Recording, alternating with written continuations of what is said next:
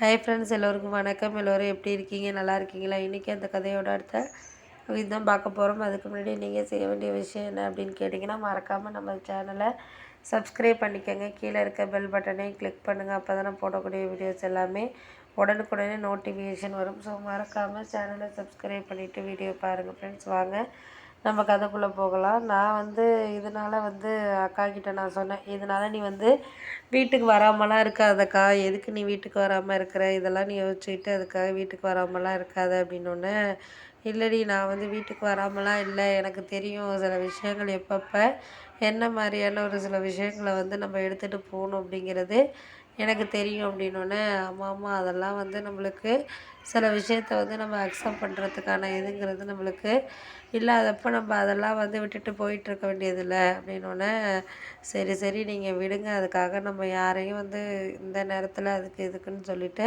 நம்ம யோ வேடிக்கை பார்த்துக்கிட்டு இது பண்ணிக்கிட்டு இருக்க வேண்டாம். ஒரே இதுலேயே நம்ம சரியாக முடிஞ்சாலே போதும் அப்படின்னோடனே, சரி சரி விடுங்க, அதுக்காக நம்ம இப்போதைக்கு யாருக்கும் எதுக்காகவும் நீங்கள் கொஞ்சம் மனசை கொஞ்சம் இதாக வச்சுக்கோங்க. அப்படி இருந்தால் மட்டும்தான் உங்களுக்கு என்ன கிடைக்குதோ அதை நம்மளால் எல்லாத்தையும் அக்செப்ட் பண்ணிட்டு போயிட்டுருக்க முடியும். அப்படி இல்லைன்னா எதையுமே அக்செப்ட் பண்ண முடியாத மாதிரி தானே ஒரு சில நேரங்கள் நமக்கு வாழ்க்கை இருக்குது அப்படின்னோடனே, சரி சரி ஏதோ சொல்கிற, இருந்தாலும் அந்த நேரத்தில் எனக்கு அதுக்கான இதுங்கிறது நம்மளுக்கு இது பண்ணுறதுக்கான டைம்ங்கிறது இதாக இருக்கே அப்படின்னோடனே, ஆமாம் அதெல்லாம் உண்மை தான், நீங்கள் சொல்கிறதெல்லாம் கரெக்டு தான், நம்மளுக்கு இல்லைங்கள. ஆனால் அடுத்தடுத்த நேரத்தை நம்ம யோசித்து போயிட்டுருக்கணுமே தவிர, அதை தாண்டி நம்மளுக்கு எதையும் அக்செப்ட் பண்ணிக்கிட்டு செஞ்சுக்கிட்டு இருக்க சூழ்நிலையில் நம்ம இல்லைல்ல அப்படின்னோடனே, அதெல்லாம் உண்மைதாங்க, நான் இல்லைங்க.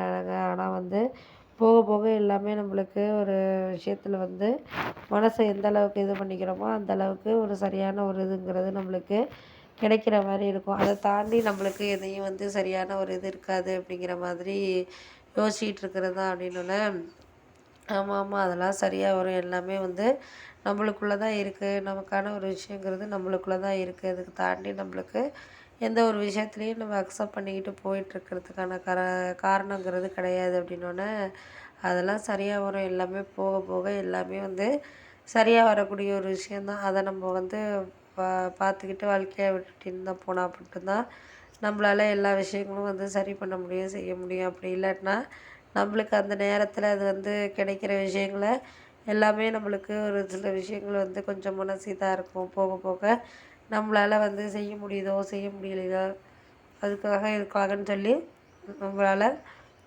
எதுவும் பார்த்துக்க முடியாமல் இருக்கும் அப்படின்னோடனே, ஆமாம் அதெல்லாம் உண்மை தான், நம்மளுக்கு இப்போ இருக்கிற தருணத்தில் நம்மளால் எதையும் செய்ய முடியாத மாதிரி தானே இருக்குது அப்படின்னோடனே, சரி விடுங்க, அதுக்கு பற்றி பேசி என்ன ஆக போகுது, போக போக எல்லாம் சரியாயிடும்.